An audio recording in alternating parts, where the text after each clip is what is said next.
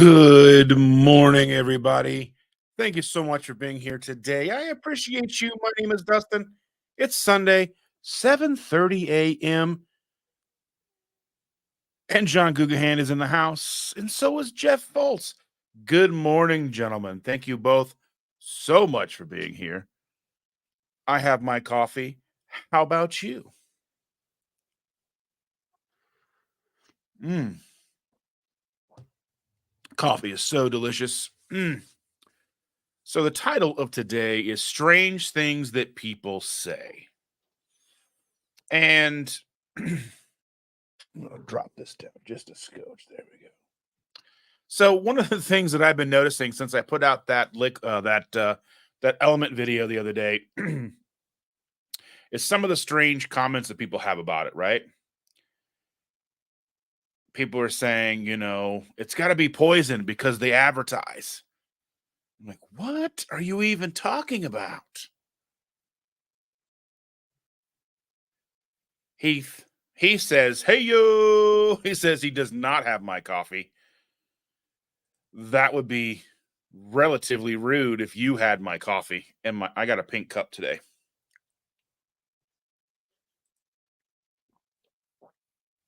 Just the weird stuff that people have been saying about element and all that stuff. And like my thing is if the maltodextrin is an issue for you, then that's fine.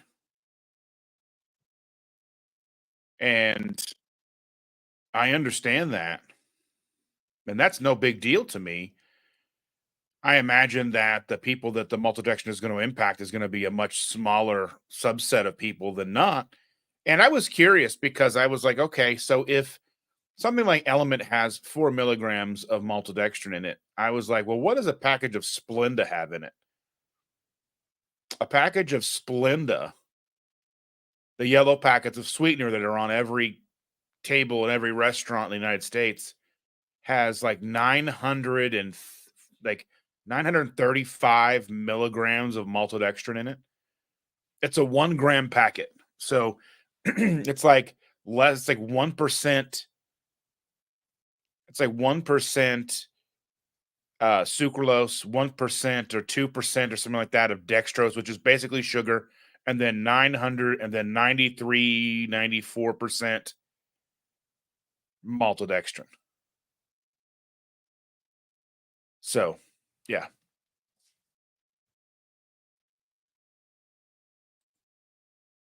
I feel you, Charlie. So we went to bed early last night. So we basically, before we went to bed, basically we're looking at the clock. It was like 9:30. Like, well, it's 10:30, got to go to bed. And so it kind of worked out to our benefit to go to bed a little bit early because it is difficult for us to go to bed at a decent time. And sometimes during the week, we're awake till 3, 4 in the morning and go to sleep. And then the girl gets here at like 6 o'clock in the morning. We go right back to bed. So we have weird hours that we keep. John saying that he has a little bit of peppermint keto chow in his coffee this morning. That is a flavor that I hope that they bring back sooner rather than later. I hope it's not a seasonal flavor because I truly enjoy that flavor and I don't have any left. Yeah, so that's a bummer for me. I don't have any left. People are strange. Yeah. It's weird about Jim Morrison. His dad was like some high up in like the military too, so that's pretty weird. Getting the conspiracy side of things. Bruce is here. Good morning, Bruce. How are you? Sherry is here. Good morning, folks. Good morning from chilly Leavenworth, Kansas. Currently 27 degrees. A brisk morning. I have my element ready for church later. I already got my clocks changed. Yeah, I changed the clocks. So the only two clocks in the house that have to be changed are the clocks on the stove and the microwave, and they're right above each other. They're a minute off already. Like they're a minute slow because I was changing them, and as I was changing them, I was like, "Well, I'm not changing it now. A minute's a minute. It's not gonna be a big deal." Because I mean, I've got a watch that's automatic. I've got my phone that's automatic. Everything is fine. I mean, a minute is not going to be that big of a deal. So we went to bed early as well, but it was no help because I was back up at 4:30. Yeah, that's rough. Doing amazing. Thank you for asking. How are you? I'm doing wonderful this morning. I'm hanging out. I got awesome people here to talk to. My big old cup of coffee. Oh, what do you guys think of the background? I was looking through animated backgrounds because StreamYard supports it. And I was like, you know what? What could look cool, but it's not going to be too distracting? And I think this is a happy medium. What do you guys think? Because I've got another one that like it'll probably like make it induce some issues with photosensitive folks. Oh, yeah.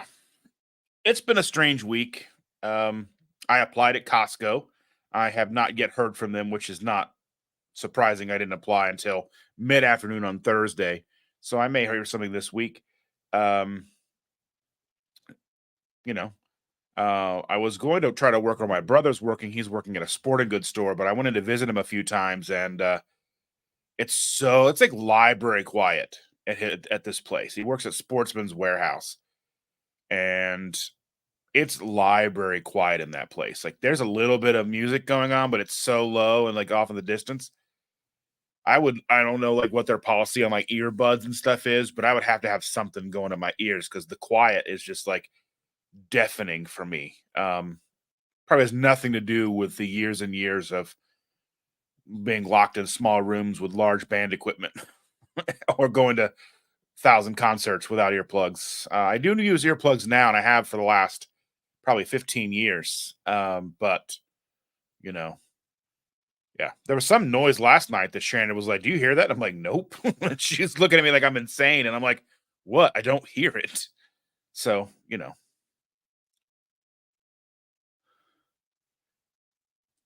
Christian Delorme is here. Vinyl Revival. Bonjour, everybody. How are you, Christian? Thank you so much for being here. I do appreciate you very, very much.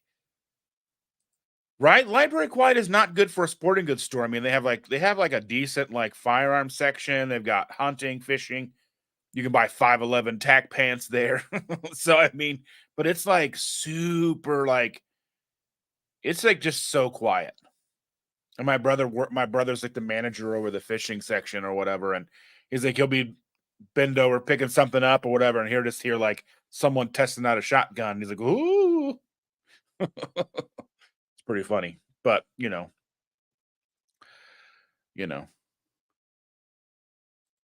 first weekend off in 12 years. What? That's crazy. Like, what do you do, Christian? That keeps you busy every weekend. I hope it's a labor of love, like for real. Like Chandra works every weekend. She works every Saturday, Sunday. That's the reason for the shows I do both Saturday and Sunday. And I that's what I because I get up with her and she gets up for work because she's a weekend option. So she works literally that's her 2 days a week that she has to work a Saturday and Sunday. And so I was getting up anyway. So I figured, well, I'm just sitting in the morning for a few hours, drinking coffee, watching YouTube. Why not drink my coffee and be on YouTube? So, you know, so Christian's a trucker. I always thought like truckers were home on the weekends. I guess I just didn't really pay much attention, I suppose.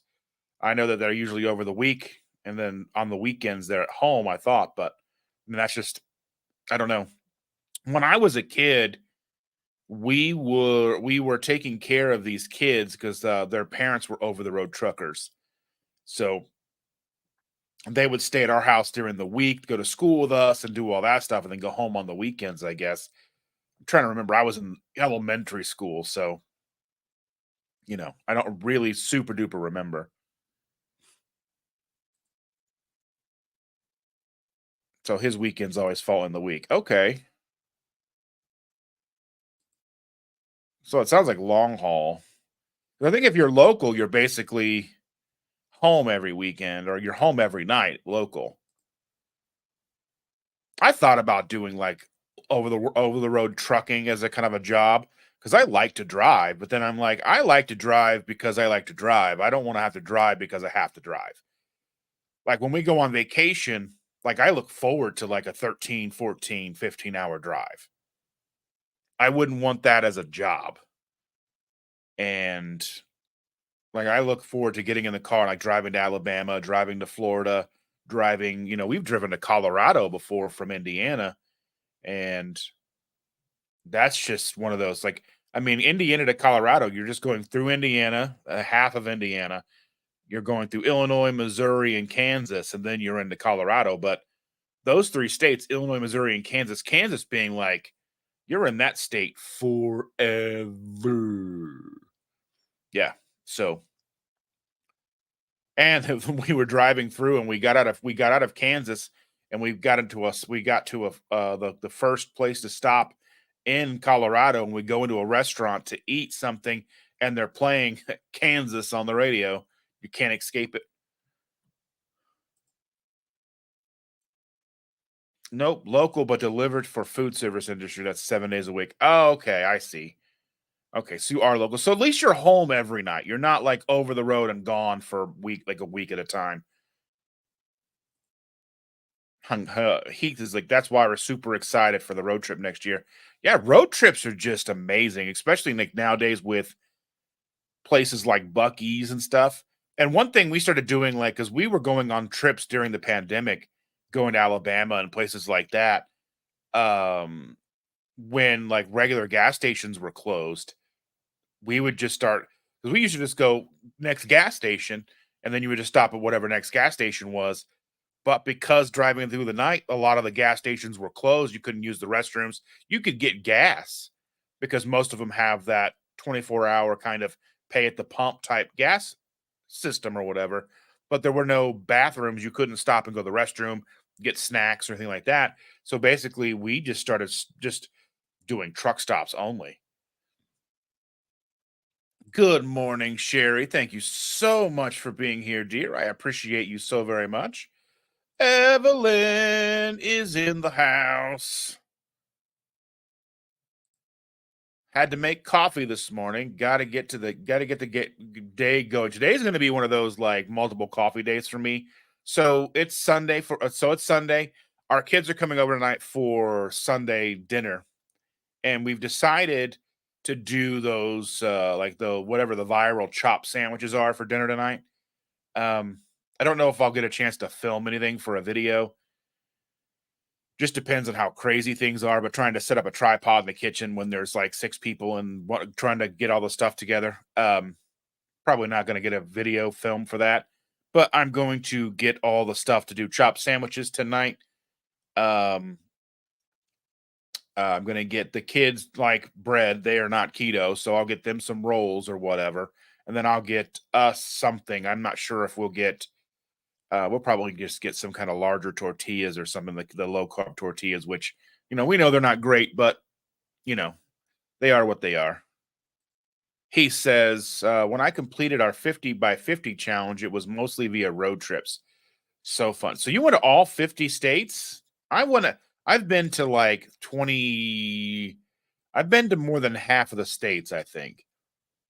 I haven't been to like a lot of like super far at the East Coast, and I haven't been to most of them out west, but most of the Midwest I have covered. I haven't been to Minnesota yet, but I've basically been everywhere in the south in the general area. I've been all the way like obviously Ohio, Michigan, Wisconsin, all the way down through Alabama, Georgia, Florida, South Carolina, North Carolina, Kentucky, Tennessee, all that stuff. I've been to Texas, Colorado, Nevada, Arizona, California, that kind of stuff. But I haven't been to Utah yet. I do hope to go to Utah sometime in the future. Um, you know, Truck stops have the best food. That's why we're so fat. That's what I like about Buc-ee's is like they've got like all kind. The only downside to Buc-ee's, and I've said it and I'll say it again, is their diet soda game is weak. Buc-ee's diet soda game is weak. Weak sauce. Like they didn't even have Coke Zero. What gigantic place with all those soda machines doesn't have Coke Zero? You can get it in the bottles, but you want that big 44-ounce behemoth to go in the cup holder. Sherry says, Hunger Heath, you were spoken about last night. My little nephew is age 8 is playing ball again and and the sticker he put on his safety cap is rolling up and I need to get him more Hungry Heat stickers. All right. Those are some cool stickers though. I have a Hungry Heat sticker. I haven't put it on anything yet. I don't really have anything to put stuff on like that. Our fridge is full of like artwork and stuff, but I could not believe he brought it up, but he loved that sticker. It's a cool sticker. Let's see. Making me want to sing. I've been everywhere. I've been everywhere, man. And Hungry and Heath said, send me an email reminder. We can get some more to you. That's so sweet, guys. That's community. Got Irish cream coffee this morning, getting in the St. Patty's Day vibe. So our granddaughter was like, she's been worried about the Green Day for like weeks now. She's like, that day I have to wear all green or they're gonna pinch me. And then it's sad because it falls on a Sunday, and they were going to be going camping, but I think that fell through. But then like that falls on a Sunday or whatever, I think, and then I think then they have that week of school, then the week after they're out of school for like 2 weeks for spring break. But yeah. Says as a trucker, I cut my teeth running to Eastern Seaboard, the Midwest. Since I got my commercial driver permit in '94, I'm close to 2 million miles driven. That is insane. Like I've got so I bought a car, my car I bought in 2019. Um, it's a 2019 Honda Civic, like little hatchback, 4-door hatchback, and it's cool. Call it the Batmobile because it's all blacked out, and it's got like 44,000 miles on it. But like a bulk of those miles are from driving it to Alabama 3 times, driving it to, like Atlanta into like South Carolina and back. It's got like 10,000 miles of vacation miles on it. So like just straight highway miles. It's a good little road trip car. I still worry about getting pinched. I don't. I mean, the only person that's going to pinch me is going to be the granddaughter, and that's fine with me. Not a lot of people I don't know are going to like, he looks like a good guy to pinch. Yes, please. Hit the thumbs up. Yes, please.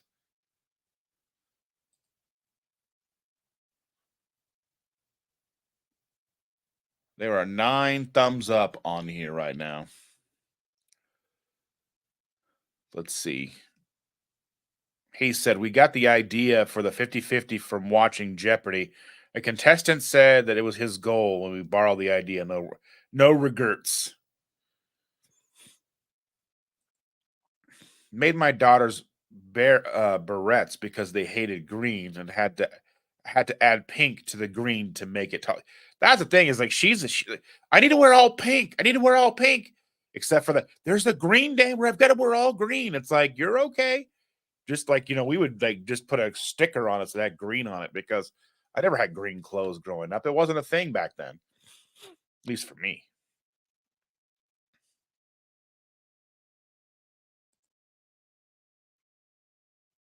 I mean, you can try, I guess.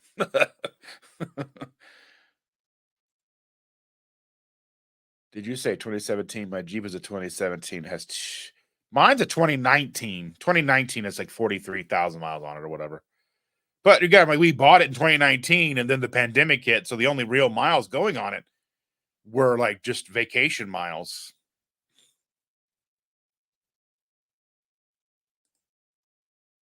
Christian is thumbs up number 7.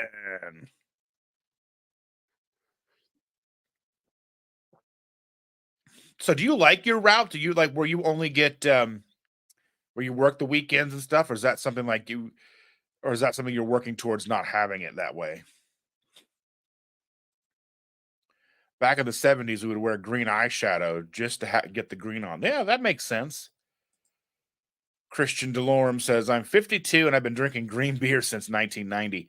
I remember going to see a perfect circle at the Fairground Coliseum here, the Pepsi Coliseum. I can't remember what it's called now. It's not the Pepsi Coliseum anymore. Um, but I remember it was on St. Patrick's Day in like 2002 or something like that. And I remember they were serving green beer. I remember the bass player was only wearing the bass player. She was only wearing green pasties, and one of them fell off. I was not on that side of the stage, but yeah. So Sherry says that her and the hubby will be riding in the St. Patrick's Day parade, the 41st annual. We ride a 2014 trike. Starts at noon, so we won't freeze this year. Oh, that's cool. Never been a big parade type person.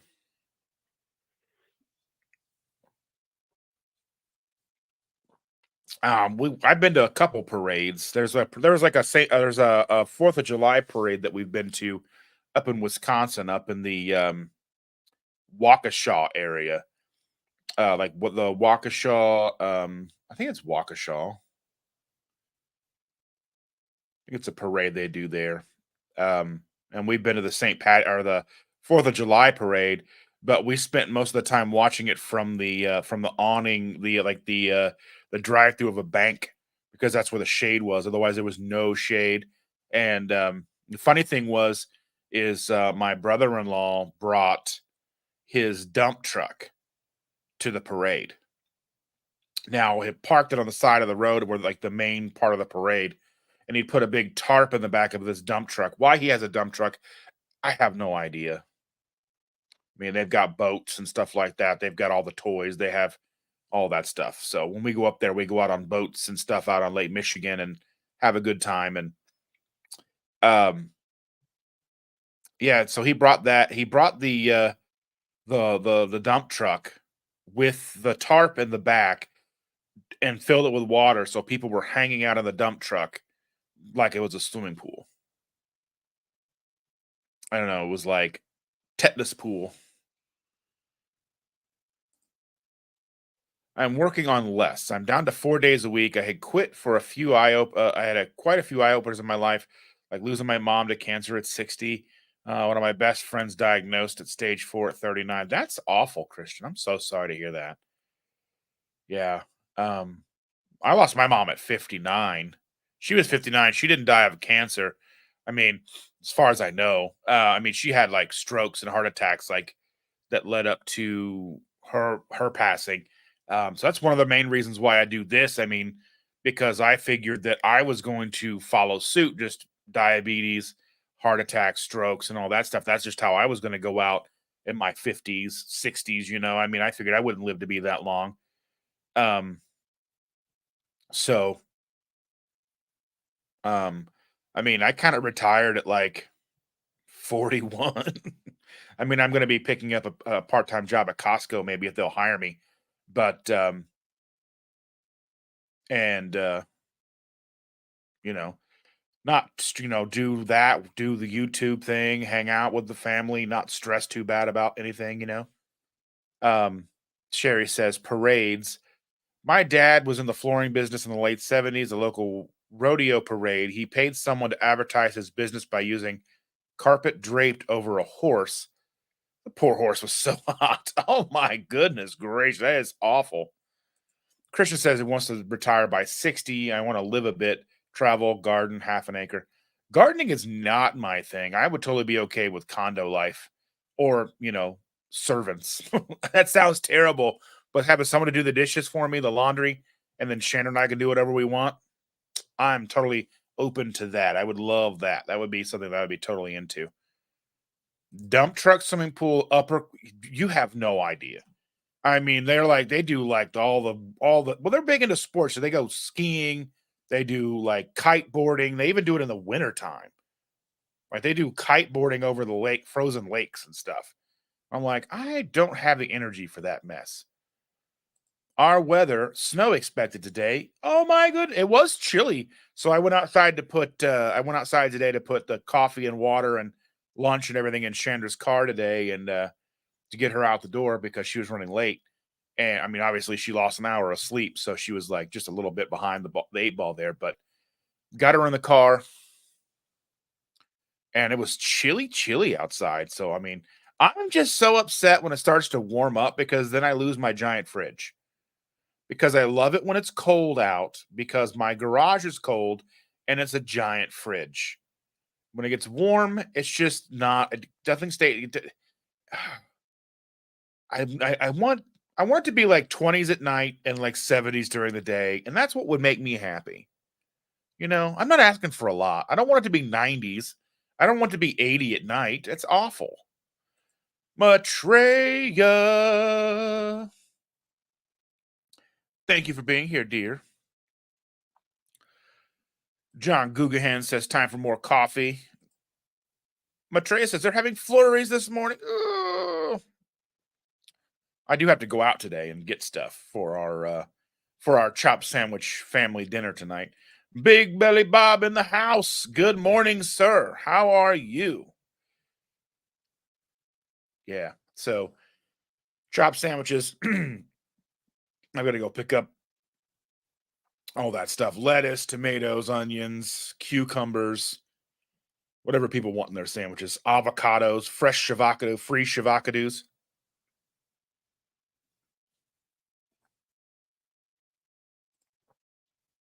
He says it's currently 44 in Houston, Texas, savoring it because it's going to be an absolutely hot come summertime. That's the joy of living in Texas, isn't it? It's just super hot. I've never really experienced the Texas heat because typically when I'm in Texas, it's like May, like end of April, beginning of May, or like December time. Like I've been there a lot during the rainy season where it just rains the entire time. That's the same thing. I've been like Arizona during monsoon season. I'm kind of a person that likes to go to places out of season. So like the first time we went to Alabama was in like November, and it was nice and it was quiet. There was nobody there. Christian says, I'm in Ontario and we have an early spring. 70s rock fan is in Alberta and it's 0 Fahrenheit. A foot of snow. Poor Brian. Oh, poor Brian. Oh, yeah. But that's what you get for living in Canada. It's like that joke. There was a joke that was like there was a family that was living like right on the border between Canada and North Dakota, and it had been a squabble on like where the line was, and finally got the letter stating that they were going to be part of the United States and not part of Canada, and they were all super excited because they were super tired of those Canadian winters. So that's a real funny joke. Oh goodness, I'm ridiculous.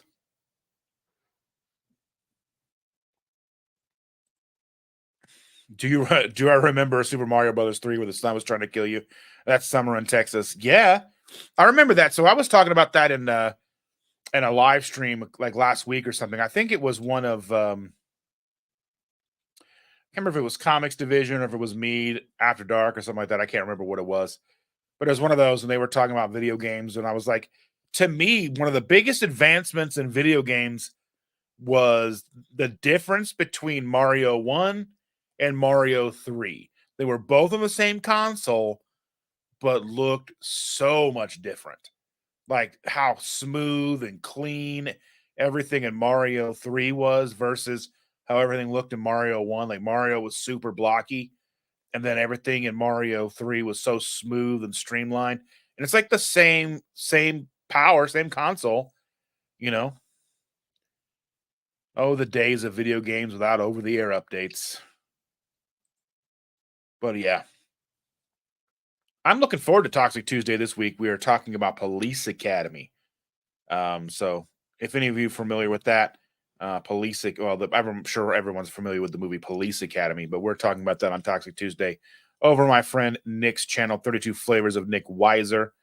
Um, Speaking of things that we should be talking about, I want to go ahead and discuss this today because it's one of those things I promised that I would talk about almost every time possible.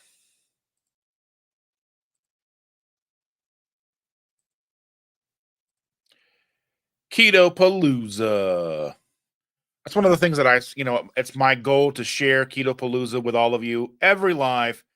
I did not do it yesterday. I'm a slacker, but today we are going to talk about Keto Palooza for just a couple of minutes. We got to say goodbye to Sherry. She has to go. Have a good day. Happy daylight savings time.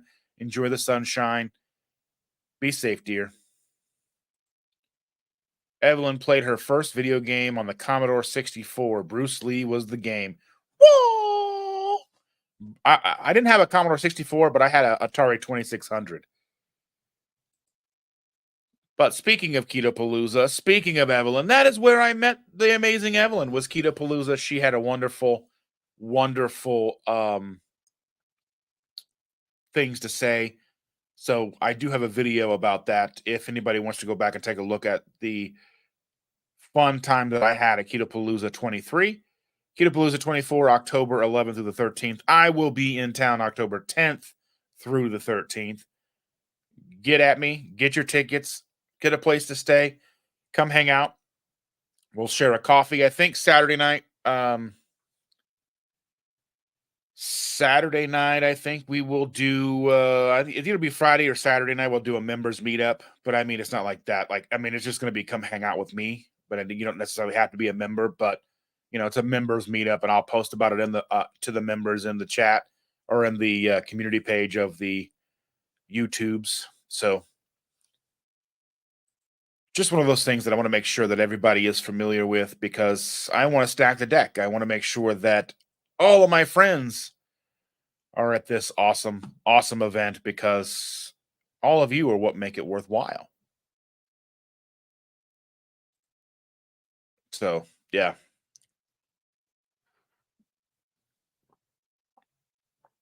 Uh,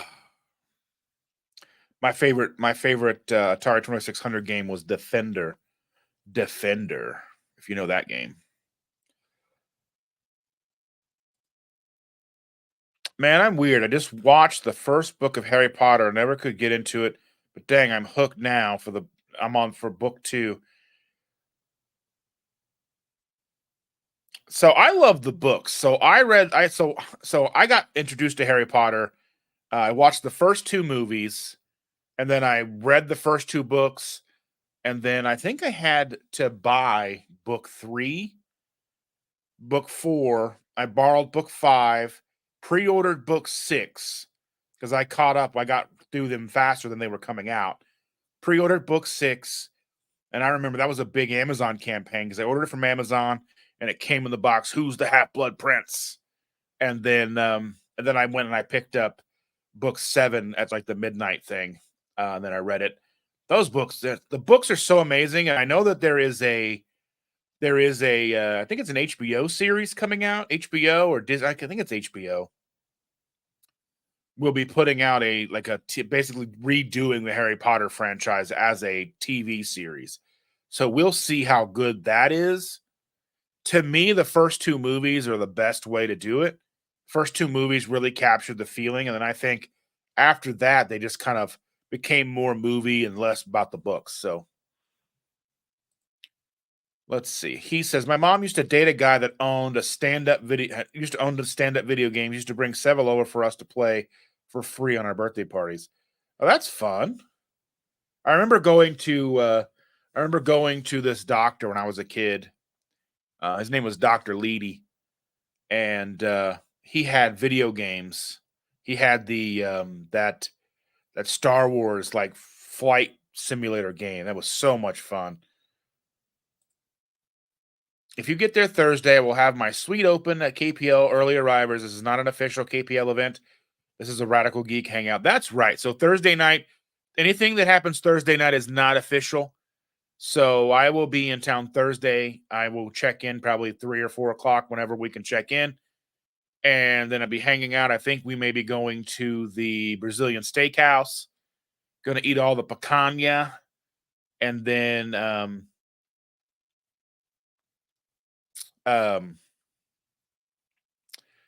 Yeah, hanging out, and then Friday, get up, hang out. I don't know what I'm gonna do during the day Friday. Probably just hang. I don't really have any desire to really trek around Louisville. I guess it depends on the weather too. Right, there's some breakfast places that I wouldn't mind checking out maybe.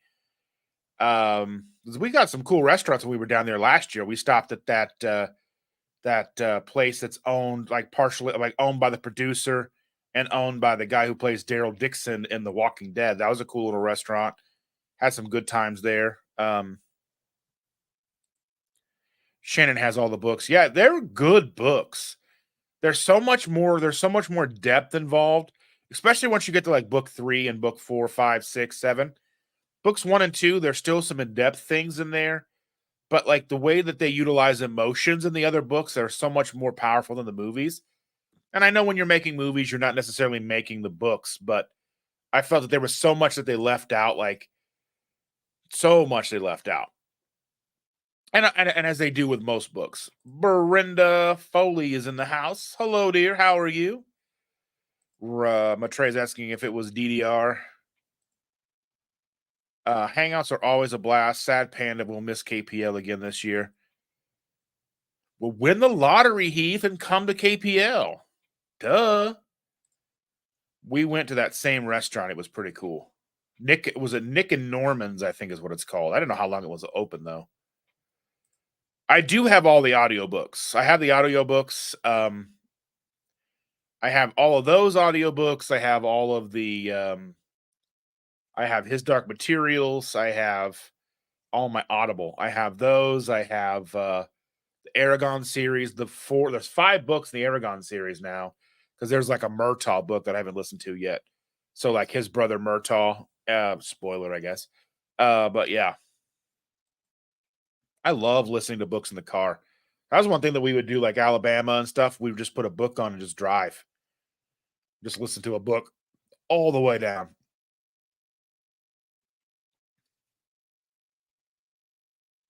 Dance Dance Revolution. I don't think in the 70s there was DDR.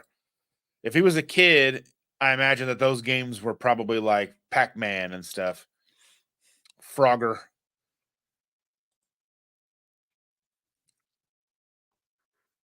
Mm.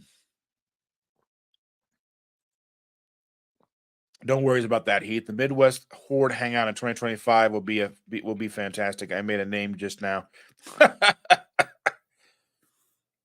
It's more like a tour, isn't it? They're going to tour around. They're going to stop in Indy. They're going to stop in Columbus. Well, you're going to guys. Hopefully, you guys. Well, you guys can't really eat the almond flour stuff at Rockstar Pizza. So I don't know if you guys would even be willing to or wanting to stop by there. But you know, yes.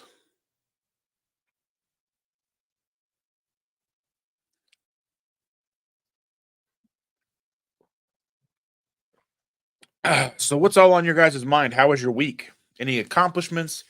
Have any setbacks? We can talk about it all here. That's what we're here for. Hang out, talk. Mostly like Street Fighter and Galaga. Street Fighter 2, man. I wasted so many quarters on Street Fighter 2. After my daughter's 9th time reading through Harry Potter books from the library, we bought her own set. I mean, it was always funny to me because they would have books 1 through 4 in a set. It's like, they're not done. Why would you buy a set if it's not done? Like it's got like it holds just books 1 through 4. That never made. Then they did the same thing for books 1 through 5, and then 1 through 6, and then there's like books 1 through 7. Now you can get, I think, books 1 through 7 now that are illustrated and everything. They're like like coffee table books. Pretty crazy.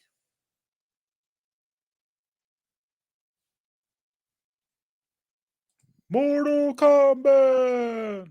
Finish him. In Columbus, we will rent a venue for the HHRG Sharon Cooking Adventure and Potluck. I might. I might want to travel over. Maybe. I don't know. I'm going to assume that I will, but who knows where I'll be from a year from now. I don't see why I wouldn't. But anyway. Daughter's got some sort of cold, going to Minute Clinic later this morning. Oh man, that's not good. I hope she feels better, Charlie. I did put I gave you my email in one of the comments and the YouTubes. If you need it, it's ketosimple@hotmail.com. Pretty easy. The Keto Simple. It's just ketosimple@hotmail.com. You can email me. I can give you my phone number and all that fun stuff. We can make arrangements to pick you up. I don't know if Jackie's riding with me or not. She's talking about maybe going to Columbus early. I don't know for sure. So, well, now you have time to plan. I know, right? Uh,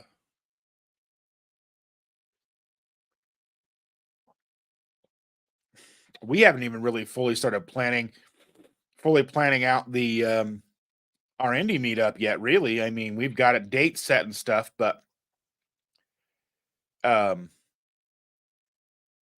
but we were wondering like how 2KK was going to do this because they're going to be in town like the first weekend of April ish, maybe trying to do a meetup. We end up doing like a meetup in a parking lot somewhere in Indiana. I don't know how that's going to work out, but hopefully we can figure that out.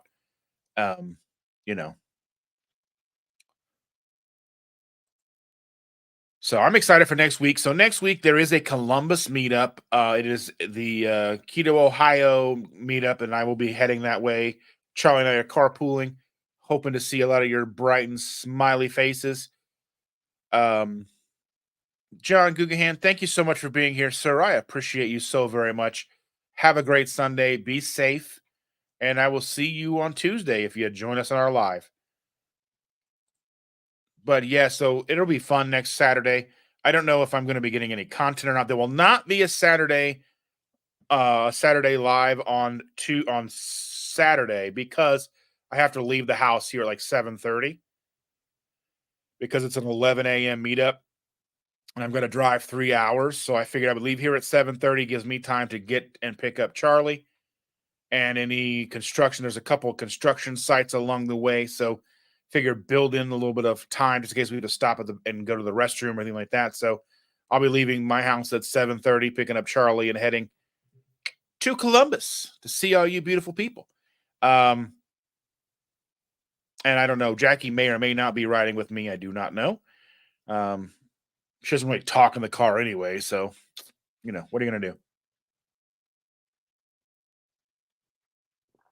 Uh,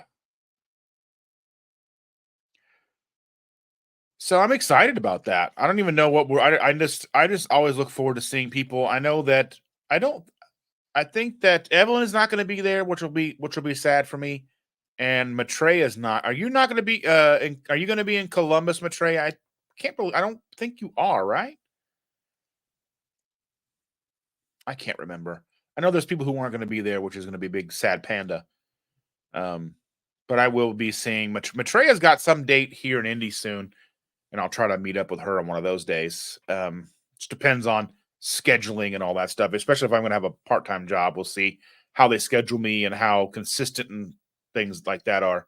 But yeah, so like I said, Saturday I won't have a Saturday live, but I'm going to be doing two lives on Sunday.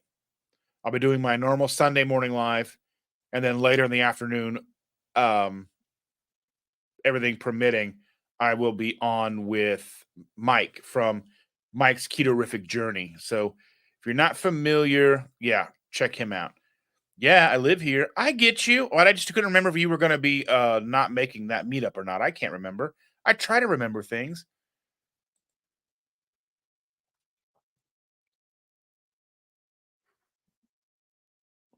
You know how we do. Just try to remember stuff. It's fine, right?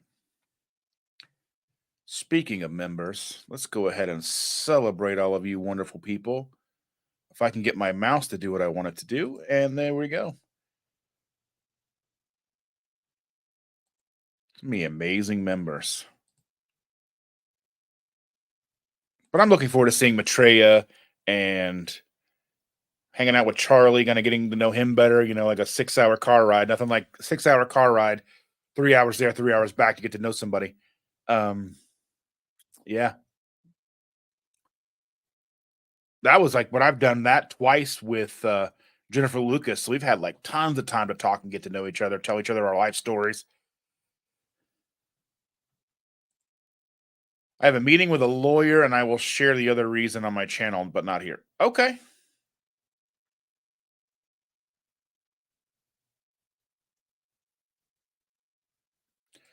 Don't forget to stop by Columbus Keto Treats. I'll have to check that place out and see like where it is.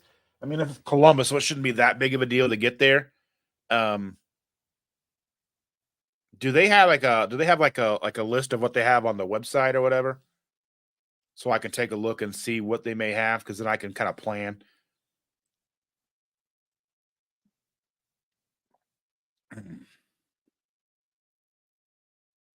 So I will try my best to go to Columbus Keto Treats.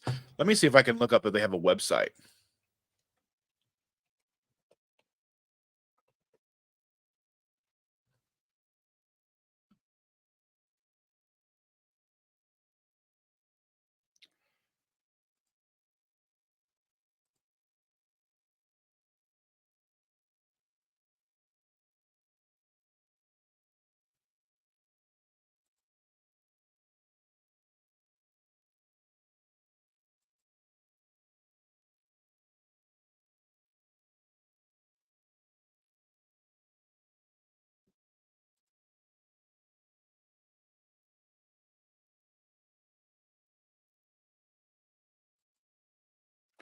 All right, so this is kind of what they've got going on here. They've got Valentine's Day listings available.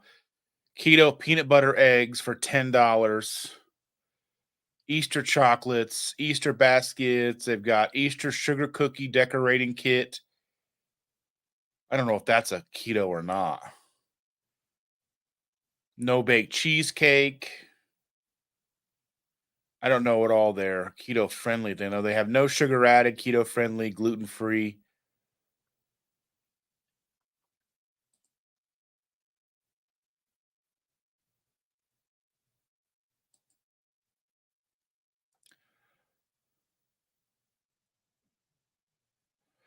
Looks like they've got like standard cakes for pre-order, like birthday cakes, no bake cheesecakes. They've got Buckeyes. Ooh, Buckeyes look good. Cinnamon rolls from $20. Candied bacon, zero net carbs, mini cupcakes. Oh, those sugar cookies look so good. Pies from $7. Oh, New York style cheesecake, bunt cakes. Whew.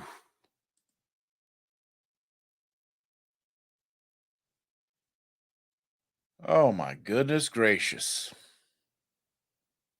They've got so much good looking stuff. This is all keto. Savory scones,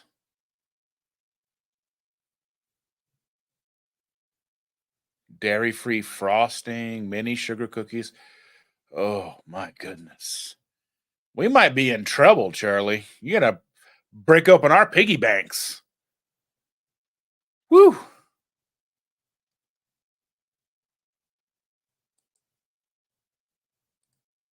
gonna be busting open those piggy banks trying to get that taken care of. Goodness.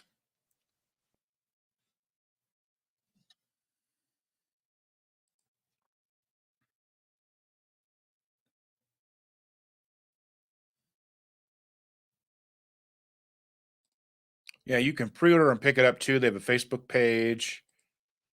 If they're open, that'll be a nice visit. They're a low carb market in Lewis Center as well, if you don't mind a lot of sweetener.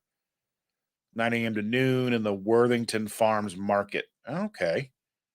I don't know if we'll be able to make that or not, because by the time we get into town, it'll be 11. We got to go straight to the meetup. So I don't know if we'll make that place or not.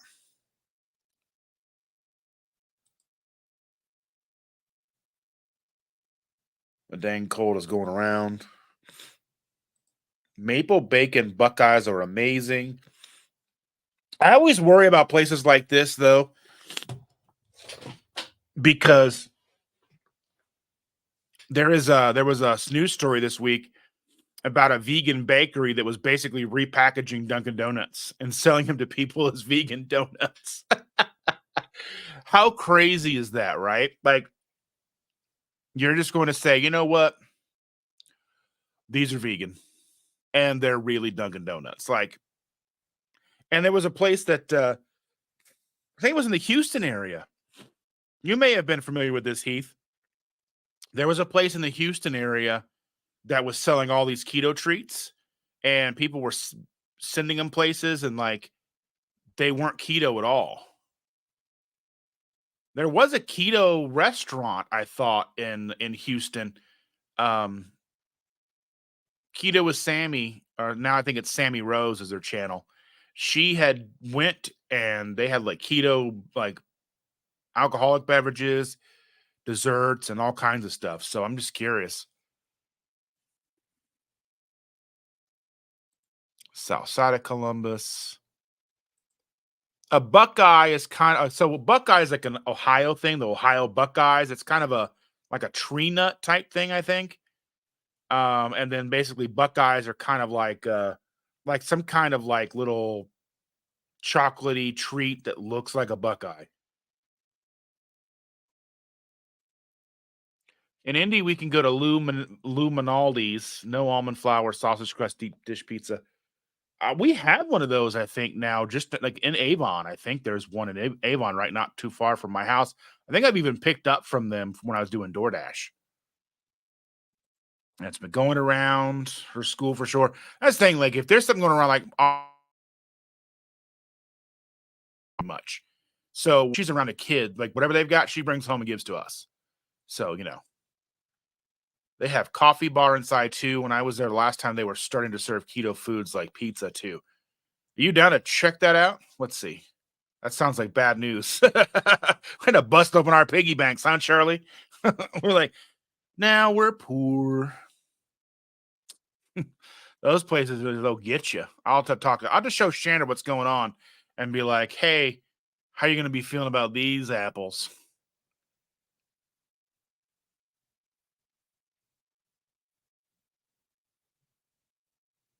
Only open Friday and Saturday. Uncle Big Eye is here. It doesn't recall that.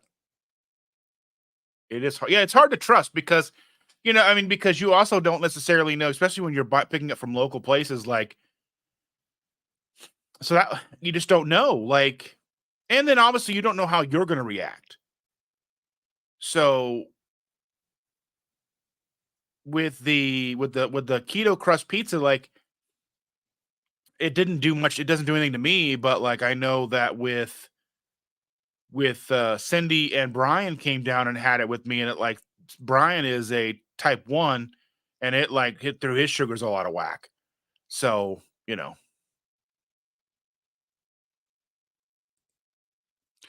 Matreya says keto treats are fantastic. They're a community people. Kitchen is visible. You can ask, and they will show you. 100% trust them. Also good, but obviously keto-fied stuff. Yeah. I mean, and I imagine it's probably not the cleanest always, but I mean, especially if you want a good dessert to taste good and you're gonna spend that kind of I want it to taste good. I can make crappy keto desserts at home. I mean, I can make all kinds of stuff at home.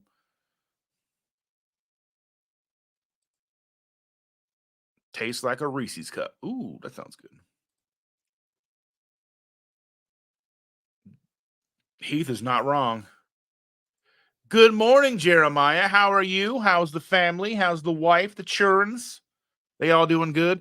Oh, what did you think of the keto chow? So you ordered some of the pecan sticky bun from Amazon because it was out of stock on the keto chow website, which if there is keto chow sold out on the website, you can always check Amazon.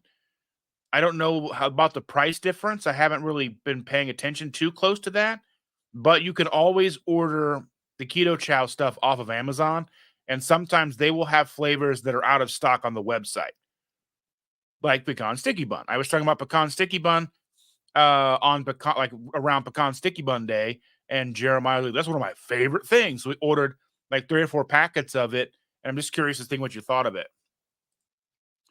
The ladies running the keto treats have been involved in our keto community before the pandemic when Columbus had regular large meetups. Okay, that's good. Well, dang, I have not tried it yet. Wanting to make ice cream with it. Yeah, just as a shake, the pecan sticky bun was good. That was good just as a shake, and then I made waffles out of it. Yummy in my tummy.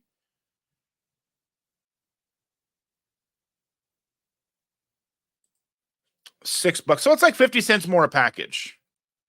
They're not scalping, but Keto Chow does supply them because it's another outlet for people to buy because it may show up on Amazon where people would not know to look for Keto Chow. They won't know to go to ketochow.com, but it may show up in their recommendeds on Amazon. So it's a good way to kind of get the name out. And a lot of companies do that. I mean, you can buy Element directly from Element. You can buy it directly from Amazon. You can buy like Pork and Good is the same way. You can buy it directly off of Amazon or their website. I think they finally just got Pork and Good just got like the recommended status or whatever from Amazon, which they're still my favorite pork rinds of all time. They're just melt in your mouth delicious. So yeah. I haven't tried it hot, but I need to try. I think I only have one packet left, so I've got to be mindful of how I use it. And I don't know, like I don't know if I want to spend $6 a packet, but I don't know when they're going to bring it back. But when they do, I may just break down and buy a big bag of it, like a 21 serving bag.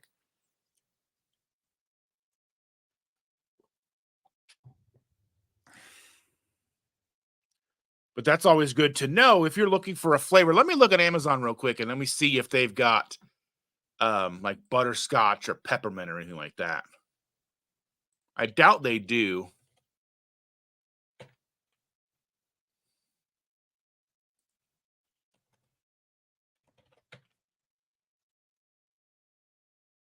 Yeah, because you can get like a big bag of chocolate for $104.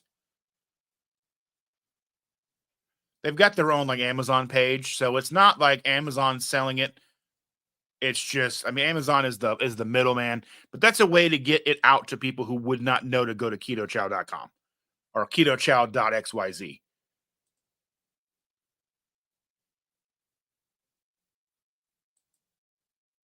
Let's see what flavors they've got on here. They've got the base powder, which is interesting. You can get apple pie for $6.33 a packet. Let me bring this over so you can see it. Ugh, hold on.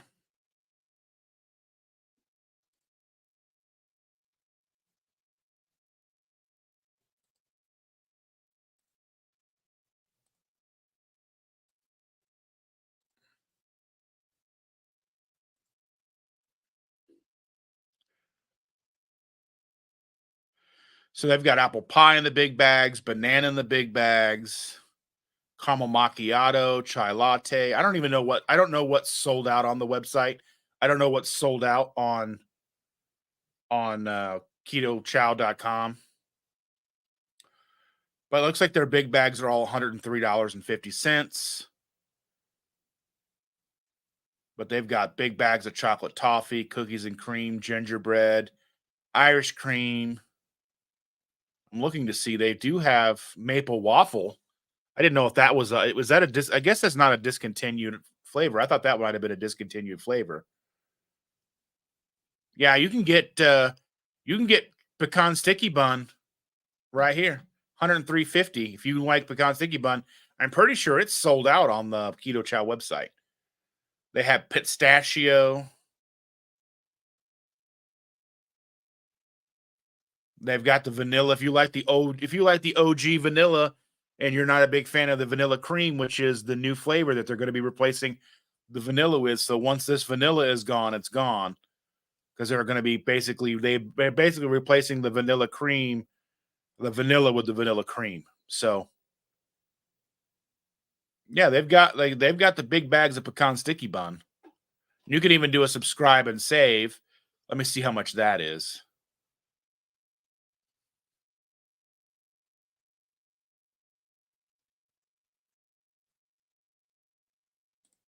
It's the same price, so it's still 103.50 if you do like subscribe and save.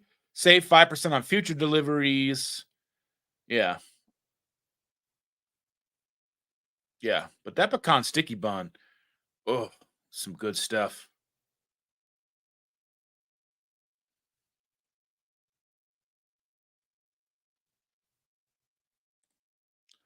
He says, speaking of hungry heat spices, we just added another one. We are using it on our next channel member cook along. Oh, that's pretty nice. I still have your super spicy special edition like Hatch chili stuff that I keep on my stove. I haven't been using it too much because it's one of those like I know I'm not gonna get it again, or at least not for a long time. So I've been being real careful with like using it because I can be very heavy handed with seasonings and stuff, and then I don't have it because Trader Joe's had a Hatch green chili seasoning that I loved. I really love the Hatch green chili stuff, and I don't make it to Trader Joe's too often because it's all on the other side of town. And I went and checked it out, and they were gone. A sad panda.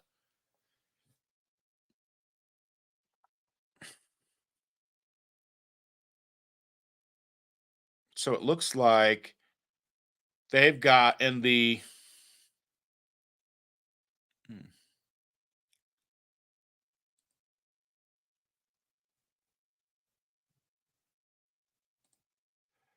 yeah. So it's pretty interesting what they've got that you can shop. So if you're looking for a flavor that's not on the website, then check Amazon. But it doesn't look like they have any of the newer flavors like they don't have the butterscotch, the peppermint, those kind of flavors they don't have. But I want some peppermint, and hopefully they'll get that back someday. I'd love to have some more peppermint. Chandra even loved peppermint. And it was funny because I was saying how much Chandra loved the peppermint, and then I hear Chris saying, "Well, we must have done something wrong if Chandra likes it."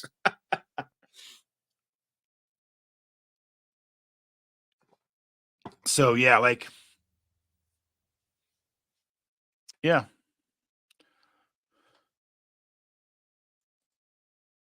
the Cooper's Inferno. We always have our standard Texas five spice in stock. Wink, wink, nudge, nudge. You know what I mean? You know what I mean? Um, Yeah, I got I don't know what it was. It was the Hatch green chili. You guys got some Hatch chilies or whatever, and it was like there's only gonna be like a handful of bottles available, and I was like, me, I need it, please. I do need to get some of that Texas five spice, but I'll be after the meetup. I gotta see what I've got left after a meetup. So and then like I said, I'll be getting a job at Costco. So I'll have a little bit more of a disposable income at my fingertips then. Um, a little bit more disposable income anyway. The downside is that place, they sell the Bang Bang things, and I like those, but Shander won't let me. Not yet anyway. Um, and you go and I think they're 10% above cost. So I was like, "Ooh, me likey," but she's not gonna let me spend like 600-700 bucks on something like that. Especially not when I need cameras. I mean, I'm good on cameras, but I want a new camera because I just want I want the new Sony ZV-1 Mark II. That's the one I want pretty bad. Yeah, Matreya says she loved the Cooper's Inferno. I don't remember what it was called. I have to look at the packaging. Yeah, I think it was the Coopers. I have not got any more peppers from them yet. Yeah, like stuff is delicious. Yeah, trying to think what else has been going on this week.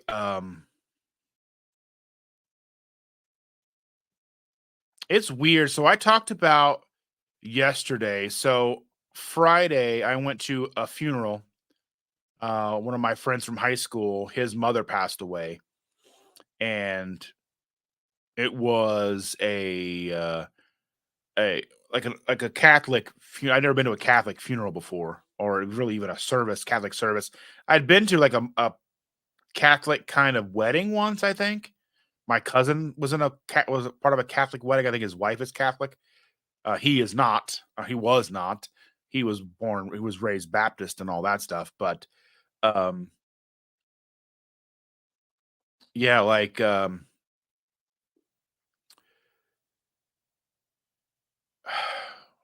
service and everything. You know what I mean? Obviously, it's always awkward and stuff because anytime you're it's just a lot of emotions and. But I hung around and stayed for the lunch.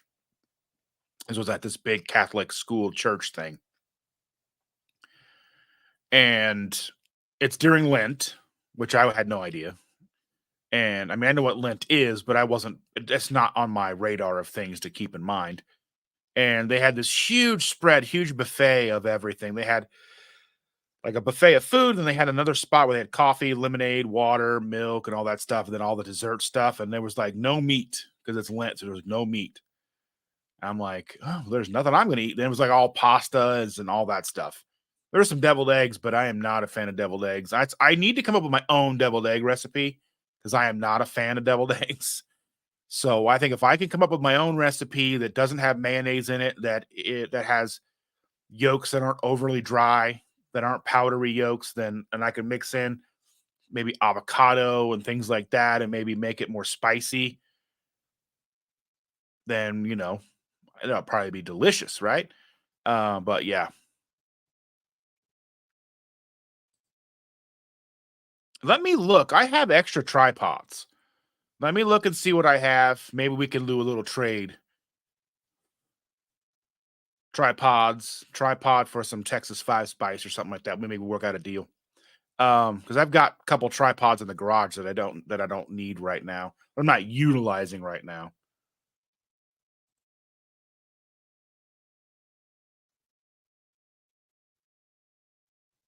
Bruce says, try a Czech Catholic wedding. That's a trip. Um, yeah, I don't know. Like, so like half my family was Jehovah's Witness, the other half was Baptist, and I'm down the middle at nothing. And I mean, it's just like, for me, it was just watching my family kind of pull itself apart. So as a teenager, when I'm like seeing, seeing family like because toward like when I was a teenager into my 20s, my great grandparents were the glue that held the two sides together. So when they started to pass away, then the family started to fracture and break apart. And then like my great uncle passed away, and then since that funeral, like neither side has really communicated with the other side. So they're like basically just a completely broken and fractured family, like not even family anymore. So that was just one of the things that I saw that got the broken apart that just kind of made me upset with the whole ordeal. So I've just always been on my own thing. But, um,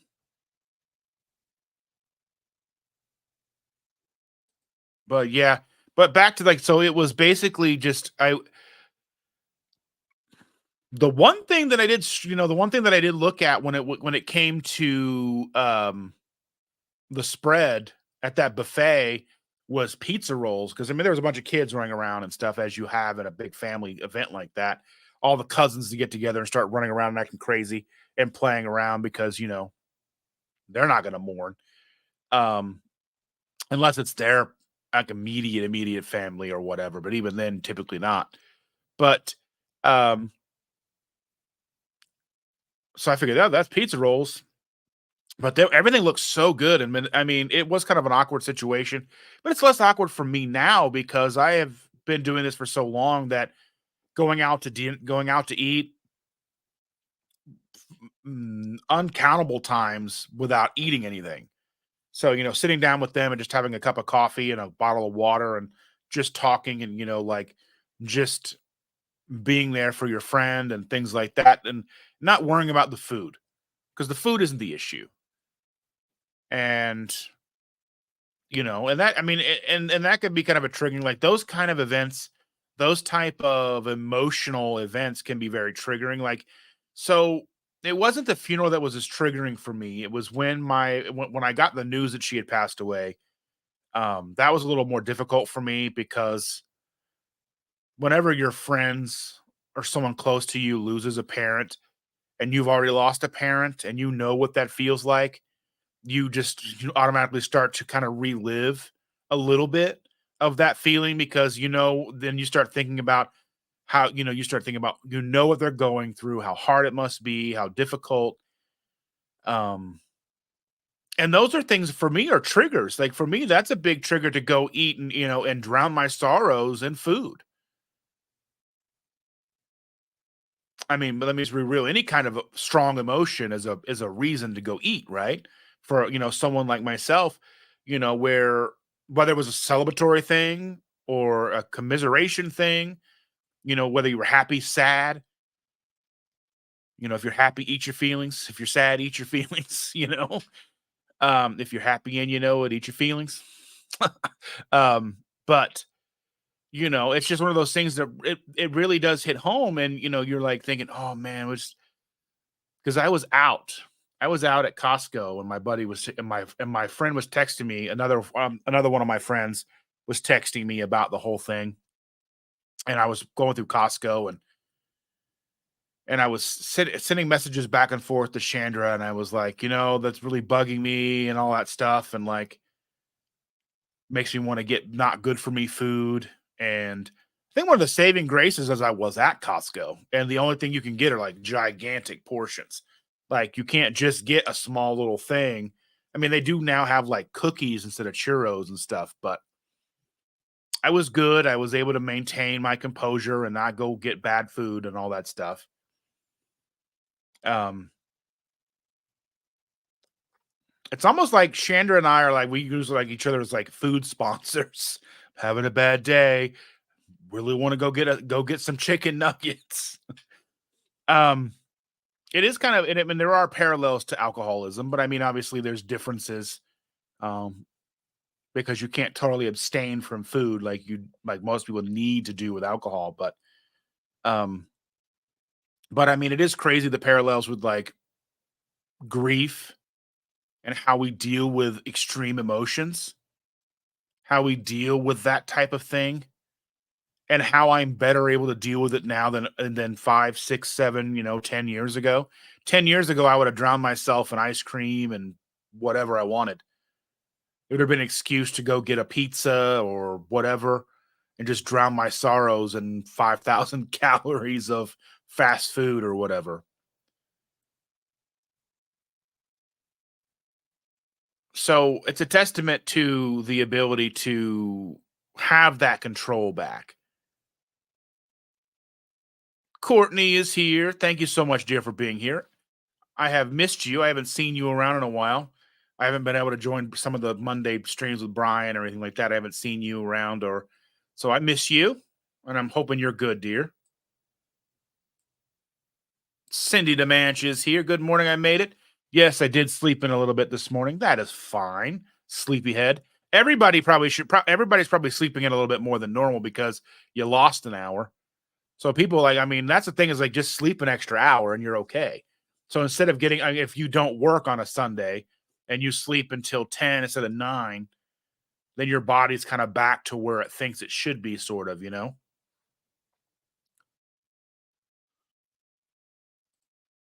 Oh, you're so sweet, dear.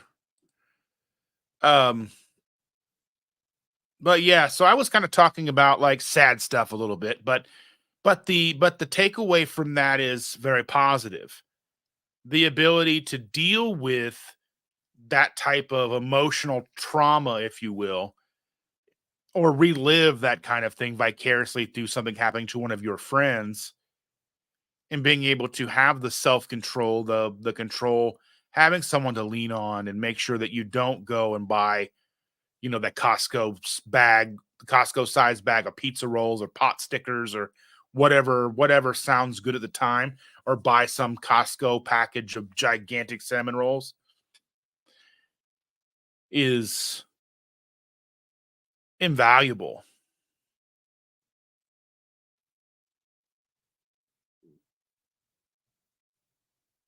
Matreya says she slept till 5. Now everything feels behind. We got up at 6, but we were a little more sluggish getting up. And then I was like sitting, I'm like, it's already 6:09. And Shannon's like, oh, she starts hustling. I go downstairs, get her coffees and waters put together, get everything in the car. so she can come downstairs, get her shoes on, and walk out the door. And um, just make sure I just take care of her, and make sure she makes it to work on time. But just the ability to know that I have a support system. I have all of you, and I'm going to come here on a Saturday morning, a Sunday morning, and have you guys to talk to and kind of share my thoughts and my experiences, my ups, my downs. Um, even if I would have broke down and bought something, it wouldn't have been the end of the world, right? I still have the next day because again, the consistency part of it, the consistency is always going to win out over perfection because you're never going to be perfect. What is it they say? It's a rhyming thing. Happy wife, happy life. Is that what they say? Yes.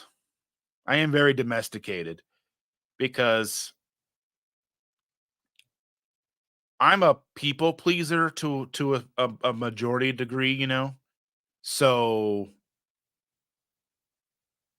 I like to see her happy and I like to see make her life easier. I mean, let's be real. Let's be real here for a minute. Like no bullshit. Like she's let me like the last 4 years do what I need to do. Now, a lot of that came with helping her and doing what she needs to be have done, taking care of our granddaughter, me trying and failing most of the time of keeping the house clean.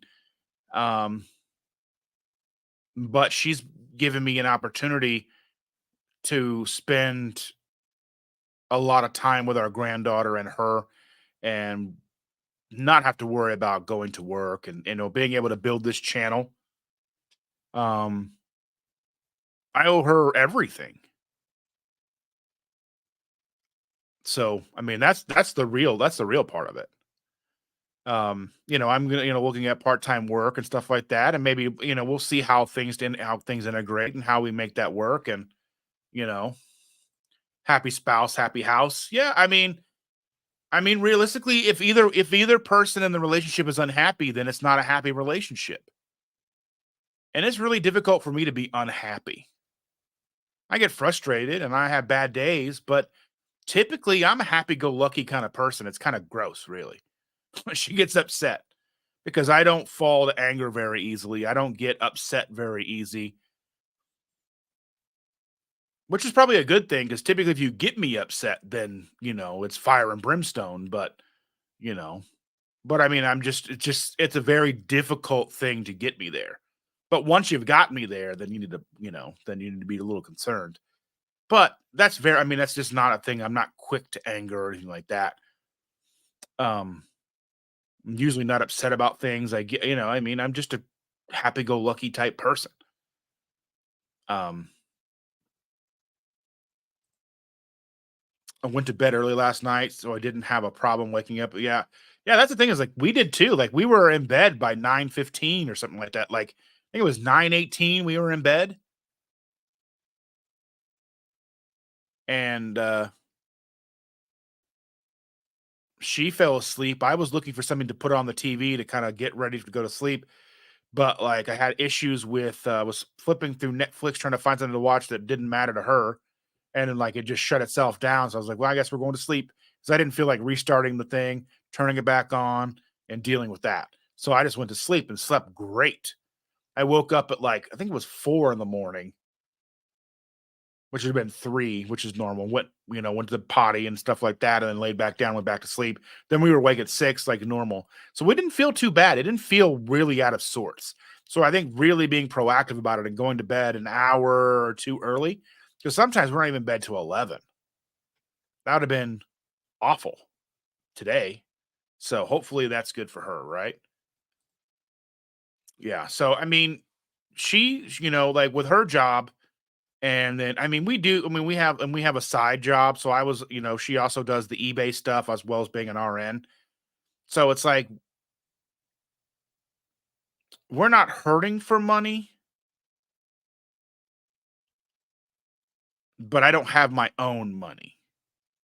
So anything and everything I want to do comes from her. So that's kind of the difficult aspect of it. So that's where me getting a part-time job, and because I was doing eBay in the very beginning of this and trying to sell coffee mugs, and I still have a whole shelf in my office closet over here, full of coffee mugs, but I've taken them all down because they just weren't selling anything.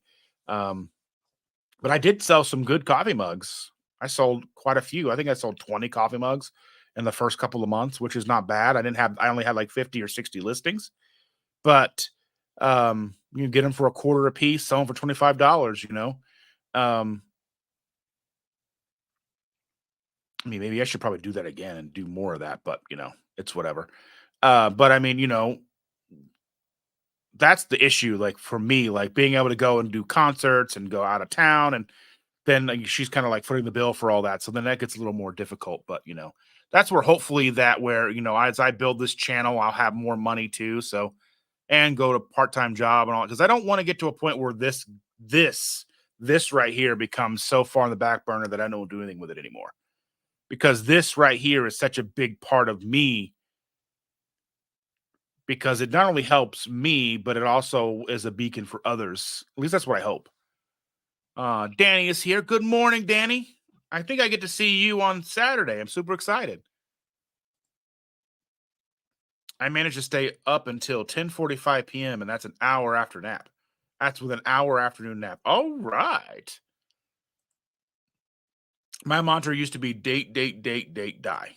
I'm never going to get married. Then almost 11 years ago, I met the warden and all changed. I think she made you get married, right?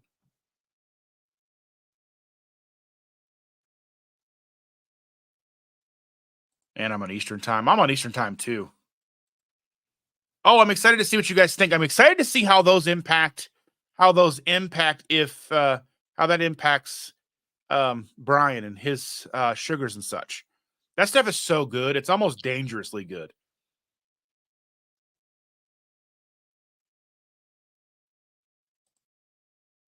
Sherry says, I'm on and off the keto wagon. And notice when I'm off, I get very sleepy after eating carb heavy meals. Is the carbs, or let's see, is this the carbs, or can it be continued healing? So the thing with me, and I think it's why they call it like food coma, because carb heavy foods are gonna knock you. Like they would always like that's how I would know when something was more carb heavy than I thought, because it would make me drowsy. Like I would, be on track, and then I would have like a Quest cookie, and then I would like doze off. So it's going to be the carbs. The carbs are going to make you sleepy. That's like I had a difficult time staying awake when I was over, much more overweight, and I was on a carb based diet. I would always be looking for carbs, thinking it was going to make me stay awake, caffeine, sugar, trying to get through that midday hump. But I think it's just that the fluctuation, the extreme fluctuation with your blood sugars and then your insulin response, and then that can overcorrect and cause you to crash and make you fall asleep. There's just a lot with that, where if you're on the keto wagon, you're going to be way more steady, as long as you're maintaining some relative consistency with that, because you're not going to have that huge big fluctuations of sugar insulin, sugar insulin, sugar insulin. You're going to be more proteins and fats, and that's going to kind of keep you more even keel, and you're going to be less likely to be like knocked out.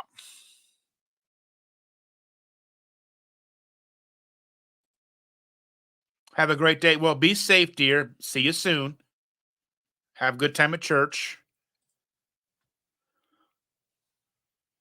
Let's see. But your Sunday interactive shows are my favorite. Shooting the shit with the hosts and chat is always great. Yeah, for sure. And I like when I do the Saturdays and I have a guest on, and we can get to a portion where we're talking with the audience, and we're talking with the people in the chats. But sometimes, like last week, last Saturday, there was just so much kind of information. There wasn't a lot of time to talk with the chat, and that always bums me out. I wish we could do a little bit more with that, but sometimes it's more important to kind of get the information out there. And then like on Tuesdays, We're very chat heavy and we'll talk with everybody. So the same thing with when I go live on Wednesdays. Danny says, I thought I was 15 minutes late. I'm an hour and 15 minutes late. Yep, time change. The problem with carbs is they make you crave more carbs. That too.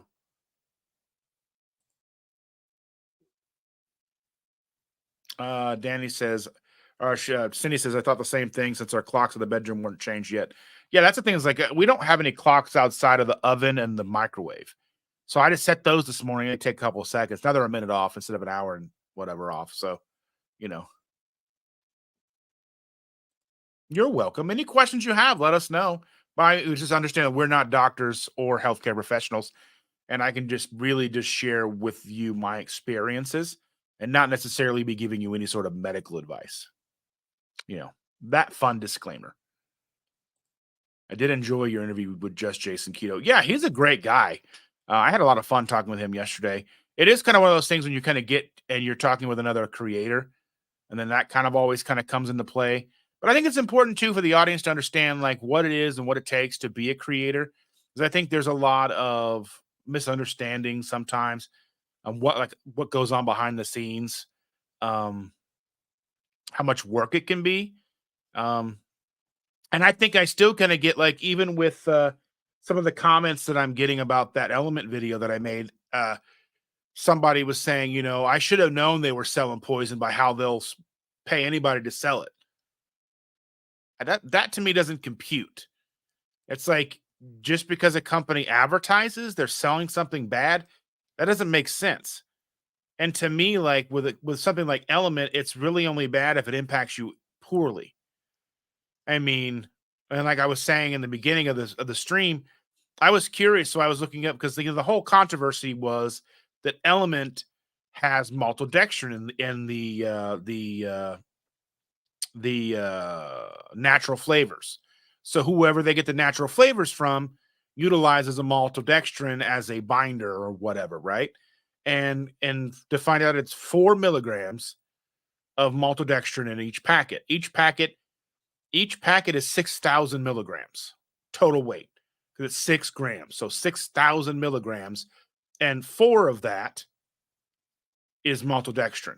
1,000 of that, so a sixth of the weight is sodium, 200 milligrams of potassium, and then they have, I think it's 60 milligrams of magnesium, and then there's stevia and all that stuff in there as well.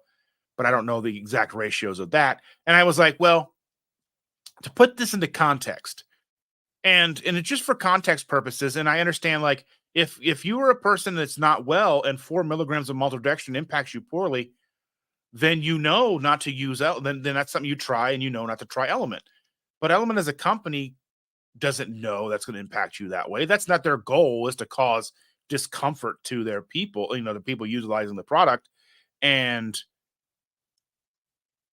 I was looking at another product that's super common that some of you may even utilize without even paying attention is Splenda, the packets, Splenda packets, the yellow packets that are basically on every single table at every restaurant across probably close to the world, maybe, I don't know, at least United States. So that's 1 gram. So each packet is a gram weight. So there's a gram of product inside each packet of Splenda. And 93% of that packet, 93% or 930 whatever milligrams of that 1,000 milligrams is maltodextrin. There's like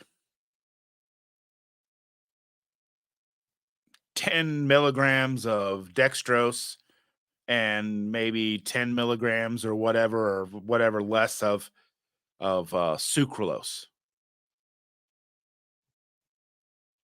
So it's supposed to be a 0-calorie sweetener, but you're getting a big insulin response because of not necessarily the sucralose, which sucralose may impact you, it may not. But if that sucralose doesn't impact you, it's going to be the binders they're using to give the packet weight.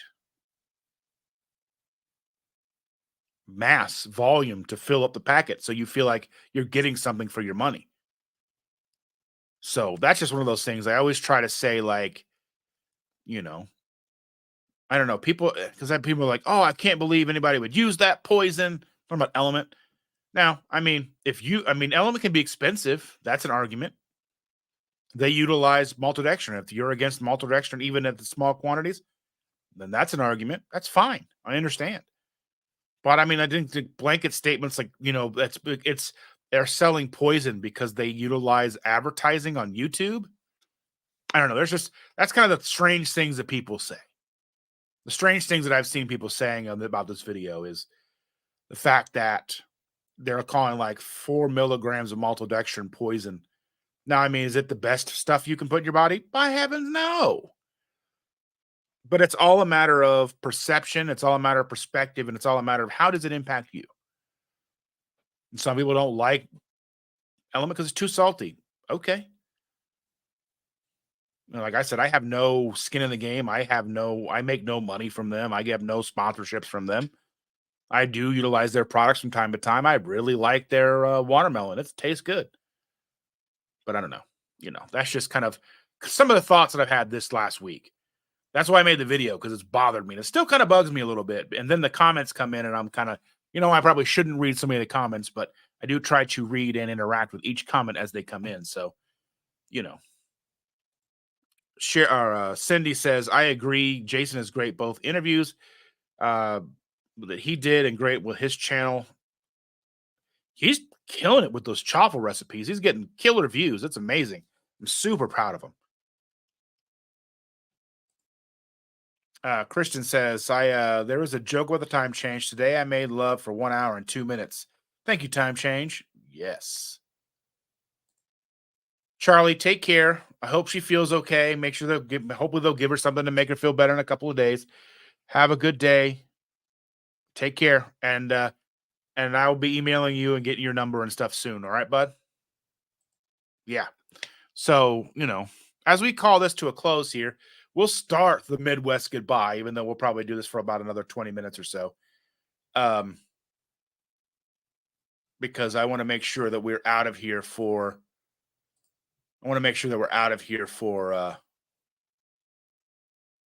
Watch Autumn Keto for Autumn and Richard. They start at 9:30, and it's a little after 9:00 now. It's 9:02. So we've got about 28 minutes, give or take, maybe 20 minutes or so. Give people a chance to go potty break and stuff before starting watching their channel. So, I understand a lot of you guys have expressed your thoughts, even some of you yesterday during the live I did with Jason and stuff about like the element stuff. And I think if we started doing deep dives in a lot of products, I think we would probably find a lot of things we don't like and we didn't want to know. And I think also a lot of people are going to wonder, like, well, how can companies think they can get away with this? A lot of companies don't think they're getting away with anything. I mean, they don't even think that maltodextrin is an issue. It's so widely used that most people don't even know what it is. Most people have no clue that it's even in the products. Companies don't even realize what it is. It's just a binder to them. They don't realize of the glycemic index. It's considered a 0-calorie thing. They put it in all kinds of low-calorie, diabetic-friendly stuff.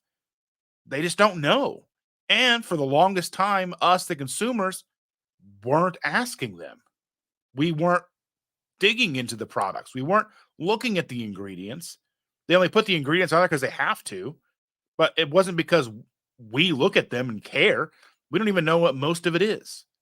On the whole, people that are in the paleo, the keto, the carnivore community, we're starting to look at these ingredients and starting to really dive into what they are, what they mean to us on an individual level, how they impact our bodies.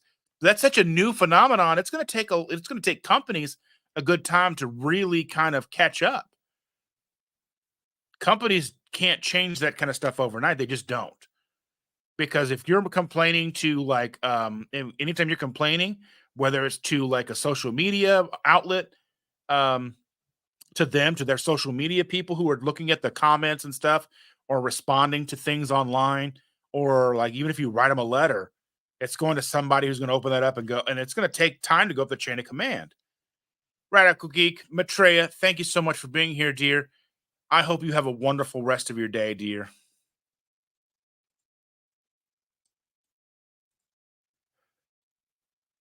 Christian, have a good day. Thank you so much for spending time with us. I appreciate you very much. And I don't know if you'll be around for Toxic Tuesday, but hopefully. And be sure to tune in tonight at 6 p.m. Eastern Standard Time for Maitreya and her cooking. I'm not sure. I can't remember what she's cooking tonight, but it doesn't matter. Just go hang out with her anyway. She's awesome. Brian Doyle is in the house. Thank you so much. Just woke up to snow. Good shoveling to you. Or wait an hour and it'll probably be gone. So, and he says, in my opinion, a much ado about nothing. But I mean, it's not. I mean, it is, but it's not. I mean, people's reactions and getting heated about it is kind of a pointless endeavor. But I think we are starting to learn what companies are doing, and like I said, it's not necessarily it's almost never nefarious. It's not like companies are putting maltodextrin in these products to be evil. They're doing it because that's just kind of what the industry standard is. And you see so many companies that are still making things the same way. Like look at Hershey's and such.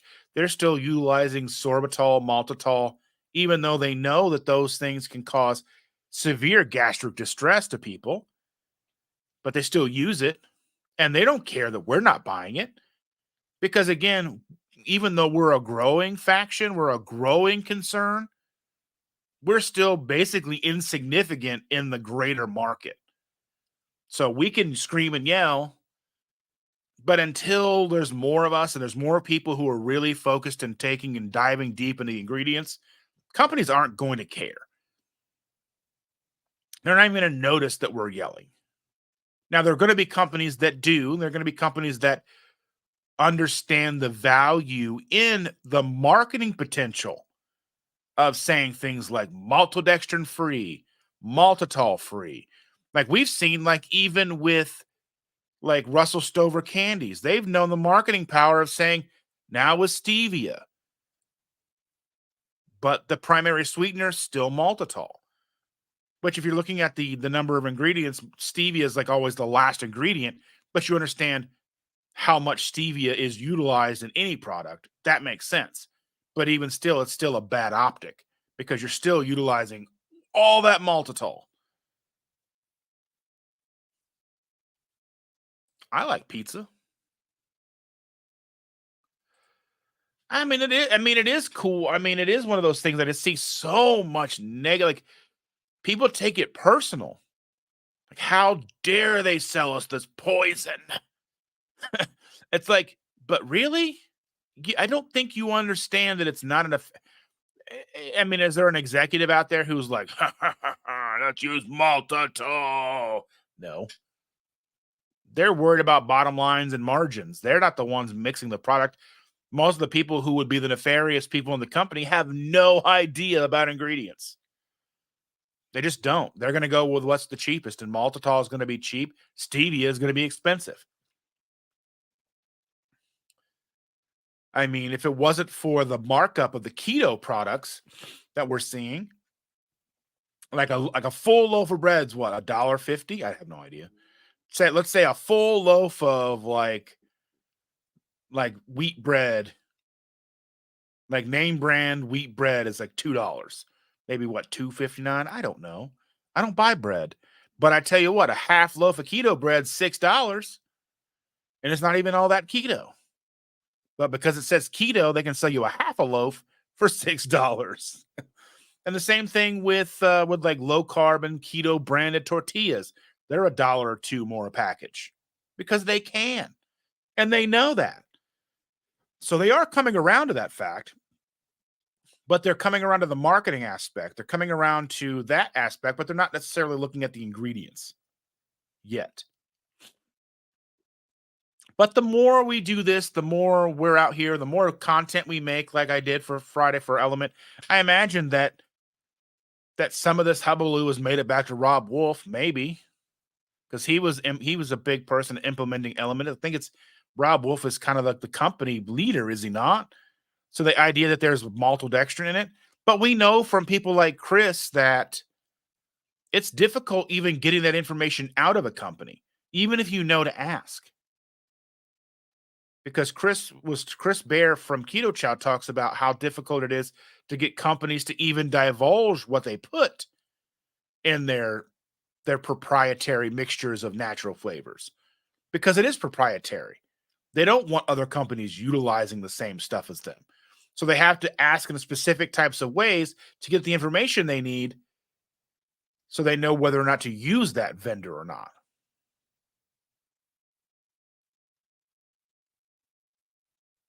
So that's why companies like Keto Chow are so valuable. Also, why some of the stuff they produce is expensive, because they do go that extra mile to make sure that they don't have maltodextrin in their products. That comes a cost to that. There is an extra cost, because then they have to utilize not the most cost effective supplier. They have to use a supplier that's willing to not use maltodextrin. They're using guar gum instead or whatever. Then you're going to see people who get upset. Well, I'm not going to use that. It's got guar gum in it. Do you even know what guar gum is? No. Most people just, I think we get into these things where everything is catchphrases and taglines and all that stuff. Well, I mean, there is like an FDA like amount, like parts per million that they can allow into any product. I think just because, like, realistically, it's an impossibility for it to be 100% free of those kind of contaminants. It's parts per million, sure. I mean, like, there's an epidemic going on, and it's parts per million that can change it from recreation to devastation. I'm not going to mention the name of what we're talking about, because it's not worth the trouble of my demonetization. But there's an epidemic going on out there with things that are being basically cross contamination with other things that are causing a huge spike and really bad things to happen to people. That is literally parts per million. You're talking about micrograms, and like a couple of micrograms is all it takes. So you're talking parts per million, like a millionth of a gram. And we're talking about we're talking about things like maltodextrin, and that's four four 1,000th of a gram. You know what I mean? There's 1,000 milligrams in a gram, and only four of those is it. You know what I mean? So we have to. I mean, but that can impact you. It can, and that's valid. If it impacts you and it causes you some kind of distress, that's not an unvalid statement. But it also doesn't make the product poison. Also, does that make sense? Because some people are allergic to penicillin and they can't take penicillin. That doesn't make penicillin poison. Some people, they're just allergic to things. It doesn't make that poison. Like, I wouldn't say gluten is poison. Gluten is just a wheat protein that holds bread together, but I don't think it's poison. I don't think sugar's poison. Glucose isn't poison. Our body literally makes glucose, but it comes down to the dose. How much are you taking in? Are you taking in way more than your body can process? You're going to have a lot of issues. That's where I think like 4 milligrams of maltodextrin every few days isn't going to be that detrimental in the grand scheme of the world, right?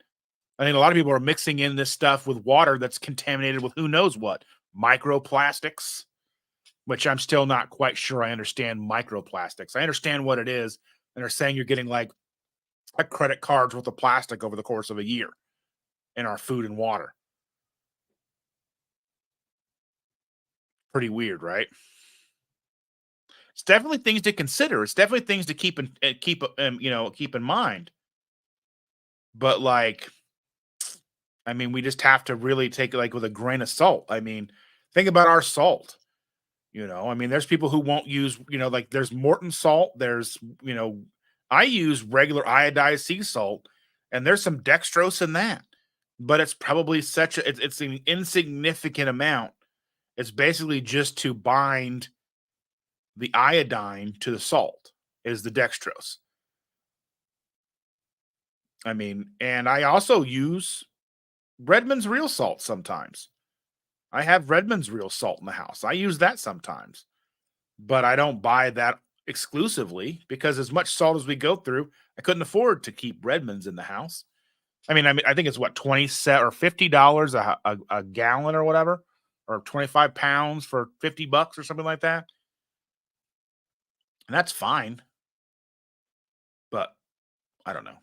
It's just a lot to think about and a lot to keep in mind when we are looking at the food that we're putting in our mouth. Like we think about like how picky we are the ingredients of an element, but then we're putting it in water who has we have no idea what's in it. You can run through filtration systems and you can do all that, but unless you're like literally boiling it and then you have no idea. And then people are saying, well, I mean, it's like I can make it and it's cleaner, but do you know that for sure? Even if you source the ingredients yourself and you buy the ingredients yourself and you buy like even when I have stuff in the house to make my own electrolytes, and I have made my own electrolytes. They didn't taste all that great, but I have them and I can use them. But that doesn't mean I know for sure without a shadow of a doubt that the manufacturer is on the up and up. I mean, I know that they're probably tested. That doesn't mean it's like not something in there that I don't know about, that we won't even know about for 10, 15, 20 years. There's probably ingredients in food now that we're going to find out in 100 years, long after we're gone, that there was a problem with it. I don't know. There's just a lot to think about when we talk about food. And we've got a lot to learn. We're just only scratching the surface and we're losing our minds already. I just think we need to be a little more realistic. I know we want change and I know we want companies to be better, do better, but they first have to know what they're doing isn't right. And I can't think that they know necessarily because they're just doing what they think is right for the most part. Like most food manufacturers aren't making food that's going to hurt us. That's not their goal. Their goals are profits and things like that. So I don't think there's some huge nefarious plan necessarily to make us all fat from the food we're eating, right?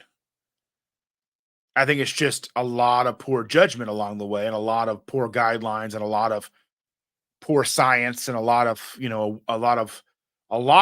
it's basically like a perfect storm of ignorance and people doing and making the wrong choices along the way. But I don't necessarily think there's a cabal of evil people. Like there's not Dr. Claw sitting there with a cat waiting to hurt us all because he's trying to get back at at Inspector Gadget, right? I just don't think that's a thing. But anyway, I've been talking for a long time. Be sure here. Let me go ahead and put this in here.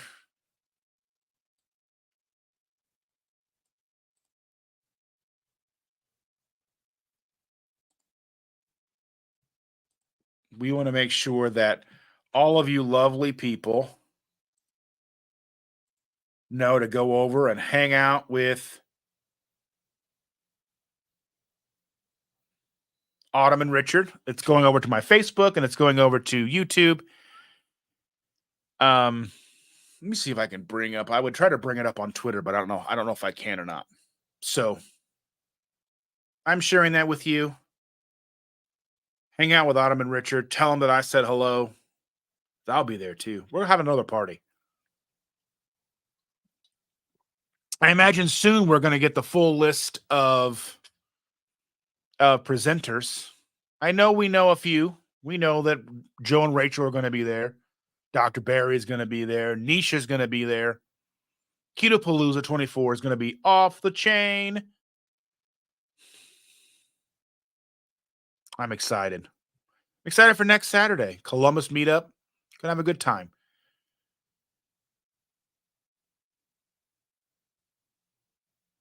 I'm so glad that you were all here today with me to share this with me, listen to me, interact with me. It makes me all warm and fuzzy on the inside. But it's time to go. I will see you all Tuesday. Shannon and I will be here to talk with you. And then I'll be back Wednesday and then Sunday. Remember, no Saturday live next week because I will be in Columbus. You never know. Maybe I'll do a quick little pop on live from Columbus for a few minutes just to see how things are going. You never know. Keep an eye out, everybody. I love your faces, and I'll see you next Tuesday.